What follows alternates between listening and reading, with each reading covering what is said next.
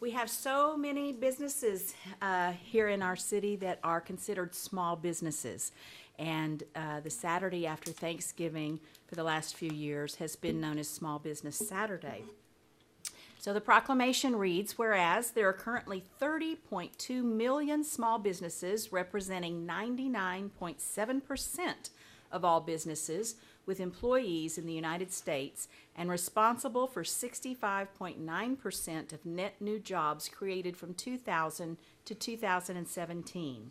And whereas the city of Nacogdoches values and encourages small business development through initiatives such as the city's Main Street program, Nacogdoches Economic Development Corporation, and partnerships with the Nacogdoches County Chamber of Commerce, and whereas advocacy groups as well as public-private organizations across the country have endorsed the Saturday after Thanksgiving as Small Business Saturday.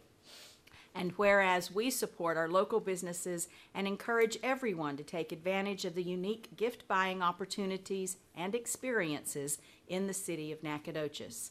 Now, therefore, be it proclaimed that I, Shelley Brophy, Mayor of the City of Nacogdoches, Texas, and on behalf of City Council, do hereby recognize Saturday, November 24th, 2018, as Small Business Saturday in Nacogdoches, Texas, and encourage all citizens to shop local. Okay. Next item, we don't have anyone that is signed up for open forum tonight. So we will move to agenda item number 4, items to be removed from consent agenda. If council has looked over those and wants to remove anything for further discussion, we can do so now. If not, Chair would entertain a motion for approval. I move that we approve item 4. I'll second.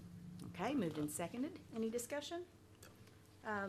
All those in favor, please say aye. Aye. All those opposed? I'd just like to make a comment about the Historic Restoration Grant budget, just how grateful I am that we have that for our city, how easy it, or much easier financially it makes it on our small business owners to restore those buildings. So I think it's a wonderful thing for us to have. Our regular agenda, the first item up is a public hearing. Consider ordinance amending boundaries of a zoning district within the city of Nacogdoches. And you can read the rest. It's a lot of numbers. Good evening, Mr. Manti. Good evening, Mayor and Council. Happy Thanksgiving in advance. Thank you, same to you. So the rezoning, the case before us tonight is a rezoning from AG, which is agricultural zoning, to R4, which is a multi-family zoning district. And this application was submitted by Nancy Lemberger. I hope I got it right.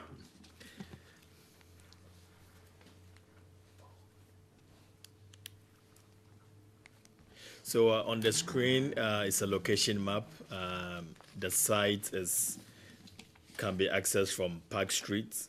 It's approximately 32.72 acres.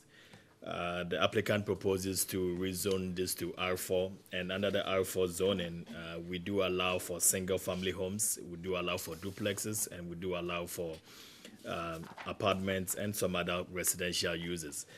Taking a survey of the area is generally made up of residential developments, and so currently the applicant does not have any developments in mind. But looking at what uses surround this property, we believe that the R4 does not provide any land use that would be detrimental or would have any adverse impact on surrounding land uses. So if this rezoning is approved, the applicant can put in a single family home, which we already have some existing in the neighborhood, can put in a duplex, which we have some existing in the neighborhood, or apartments, which we have some within close proximity to the site. And so staff believes this land use will not have any adverse impact on the surrounding users.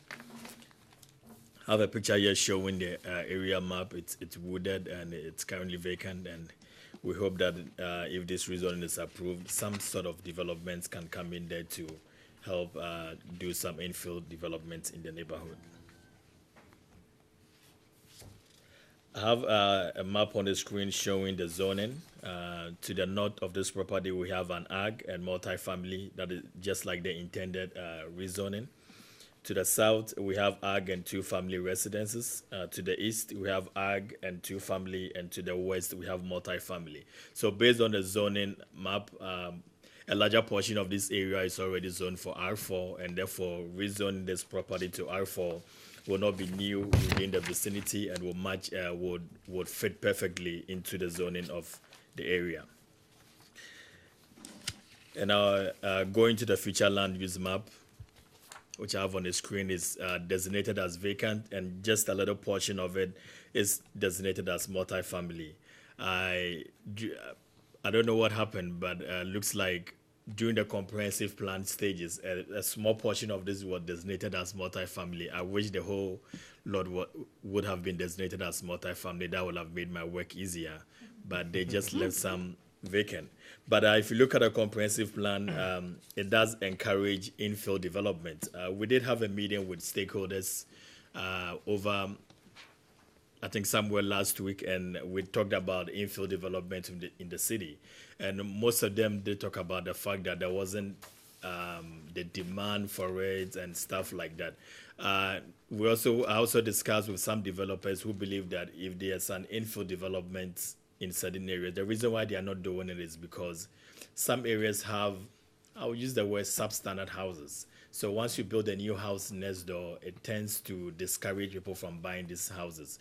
But this lot in question is vacant. So an infill development of this nature would probably have a higher value than building infill development close to an already existing substandard houses. And so staff believes this rezoning, if approved, will fit perfectly into the 2003 comprehensive plan. We did send out 21 notices to property owners within the 200 feet notification. We received none in favor and none in opposition to this request. Staff believes a zone change for future residential development will be a good fit for the surrounding neighborhood. There will be no adverse impact to existing surrounding uses. And we also believe it's in line with the 2003 comprehensive plan. On November 12, 2018, P&Z voted unanimously to approve this rezone, to recommend approval of this rezoning. I have on the screen a side view of the sites. To the north, some vacant properties. To the south is vacant with some residents in within. I have a street map showing Park Street. As you drive down, we have residences on both sides. And on the west, we have residences, as we can see in the pictures. I also did a bigger shot of Park Street to show some of the developments going on there, and it's all residents. So we believe this rezoning for R4, which allows for single family, which allows for duplexes and allows for apartments, will fit perfectly into the neighborhood. This is my presentation to an end, and I'll be willing to take any questions you may have. Is there anyone here that would like to speak for the plan development zoning change? If not, is there anyone that would like to speak against the proposed zoning change? Okay, hearing none, public hearing is closed. Council, any questions you might have? I assume the applicant has either owns a lot or has an easement for access to the lot Yes. from, I'm assuming from Park Street? Sure. Okay. They actually own the property to the north. The north also? Yeah. Okay. Yeah, and the applicant is here. If you have any other questions for her as well, she'll be willing to. But they own a big, the entire lots up there to the northwest of this property. So. Okay. Anything else?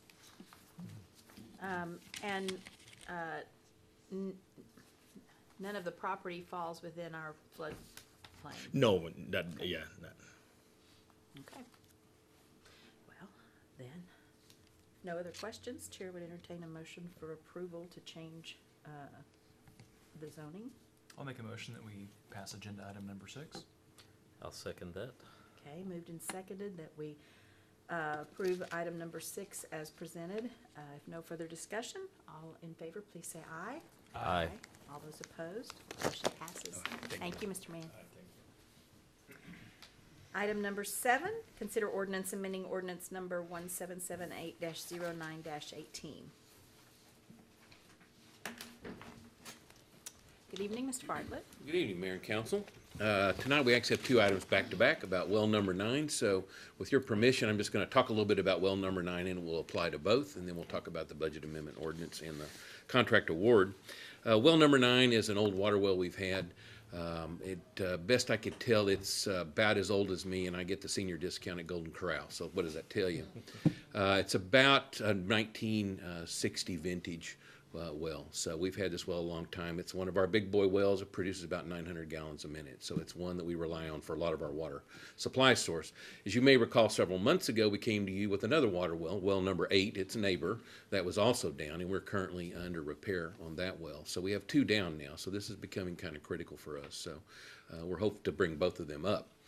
Well number 9 was last rehabilitated in 2003, so it's been over 15 years since any major workover. Yes, we've done normal maintenance things to it, but any major workover. So that is pretty much the longest life you'll get out of a workover at 10 to 15 years. So I think we're right on schedule with the furthest extreme of that. And again, this well is located next to its neighbor number 8, which is kind of down by Piney Woods Country Club, basically in that area on 59 South. So it's one of a string of wells that we rely on for that. This wasn't in the budget, and water well failures like this typically aren't. We maintain a very thin budget for water well repair, about $16,500 this year, I think, and that's mostly to buy little parts and things when they go bad. So when we have catastrophic failures like this, it's typically a budget amendment that we come to you with because the numbers are big, as you see. Water well 8 was over $200,000 worth of repairs. This has a similar failure, main pump motor, new column shaft, the screen gets plugged up, same kind of lane. It's a little cheaper because we're going to be able to rebuild portions of this pump, whereas the other one we bought a brand new pump. We'd have rebuilt it, so we saved another $30,000-$40,000 just in that mechanism alone. So what we have for you tonight on this item is a ordinance for a budget amendment. The low bid, as you'll see in a minute, was $173,300. We're asking for a budget amendment of $200,000, which will give us a little room. But once we get down that hole, if we find something else we need to fix, we need a little room for change orders. We don't certainly intend on spending it, but we're asking for approval of in the amount of $200,000.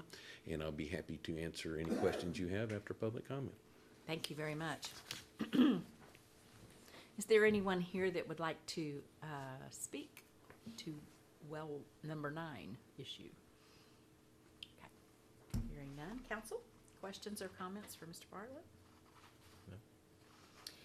So you just don't, there's no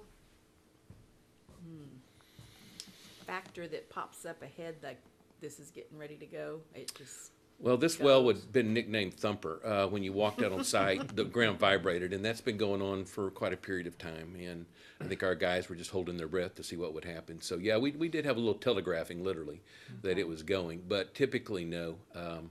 And I think we'd like to look at more of a comprehensive well workover program in the future, maybe something we build into our capital budget, so we'll visit with you about next budget cycle. But typically it's been, oops, the well's broken, and we're reactive and we fix it. So there's not a whole lot of, because it's all below grade, pretty much. It's all hidden. And so when these things go, they're generally surprises in a lot of times. So. Okay. And a timeline is, when will 8 be up and running again? And will it be finished before? Yes. 9? Okay. Yeah, 8 should be done sometime here in December and back up and functioning. But unfortunately, we're at our low water use time, so we're actually okay right now. Knock on wood, if we had a third well go down, we would be having a different discussion. So, and remember, our water wells serve the southern end of the city, and the rest of our lake water serves the remainder. So we don't interchange those a whole lot. So this becomes critical for a zone, but. So we're hoping in December we'll have well 8 back up and running, and then sometime later in January, well 9 will be up, pending it. One of our big delays is ordering these pumps in this case, and ordering the parts for the pumps that can have 6 to 12 week delays. And that's usually, doesn't take them long to come in and out and do the work over in a couple of weeks. It's getting the parts ordered and parts in that usually delay it, Mayor. So. Of our existing wells, how many do we have that are 12 to 15 years since the last major workover? Are there... Probably, and I'm going to make my best guess at that number when I think here, 6. Probably 6. And we're revitalizing some that are also well aged but had been left out of service, not plugged, but left out of service. Wells 4 and 5 are examples of that. We're revitalizing one of those also with a contract we've also issued. So. Okay. So this, like I say, this won't be the last time we talk about well workovers. We're just going to try to keep it down to once a year or 2 or 3. So. Yeah, I'm sure. Okay, anything else you want to add? No, ma'am. Thank you. Okay. Chair will entertain a motion, if one of you would like to make one. I move that we approve agenda item 7. I'll second. Okay, moved and seconded that we approve agenda item number 7 as presented. If no further discussion, all those in favor, please say aye. Aye. All those opposed, motion passes. And number 8, the bid award for the Well 9 rehabilitation. Now that we have money, we'd like to award a bid that we took to rehab this well. Weisinger Inc. was the low bidder in the amount of $173,300. We did have 2 bidders on this. Smith Pump Company was also a bidder. Weisinger has done most all of our water well work for the last 5, 6, 7 years, and certainly in the past before that. They're very reputable. They're known to us, and they've done excellent work. So certainly they come with our recommendations. The bid numbers were good, better than our actually our budget estimate, which was about $200,000. So we're pleased with the number and pleased with the bidder, and we're recommending award of the contract in the amount of $173,300. Be happy to answer questions after public comment. Okay. Is there any public comment for this item? Okay, hearing none. Council, any other questions or comments? And if not, entertain a motion for approval. Just out of curiosity, do you know what was the reason for the $50,000 difference between bids? I do not, and I will tell you, one of the wilder card bids is driller, so I'm going to give you my speculation to that. It's not the actual work itself, it's their backlog. Yeah. And that would be my guess, because they are typically not always very tightly bid. We bid 3 or 4, you'll see a spread that's incredible, and we think it's where they're working at the time. Weisinger already here for well 8. Well 9 was a easy round the corner job for them, and plus, like I say, they've dealt with us a long time. So that's what I speculate with the difference. Do you typically see a big spike in prices whenever oil's booming, or is it? No, pretty most of steady? these guys do not play in the oil business, and so now they may have a hard time getting hands, I guess, sometimes, work hands. But in general, these guys are specialty water well drillers. They're licensed that way as commercial water well drillers, so they don't function much. Now, some, and I will say there's some crossover. It's interesting because some rig sites require makeup water and use water, and some of these guys will drill those, especially some of it's potable, so, but generally we haven't seen that really pull the chains much on price. Okay, thank you. Okay. Would anyone like to make a motion? I'll move that we approve agenda item number 8. I'll second. Okay, moved and seconded. We approve agenda item number 8 as presented. If no further discussion, all those in favor, please say aye. Aye. Aye. All those opposed, motion passes. We are having executive session? No, ma'am. We are not having executive session. So, it is now 5:36, and our meeting for tonight is adjourned. Thank you for attending.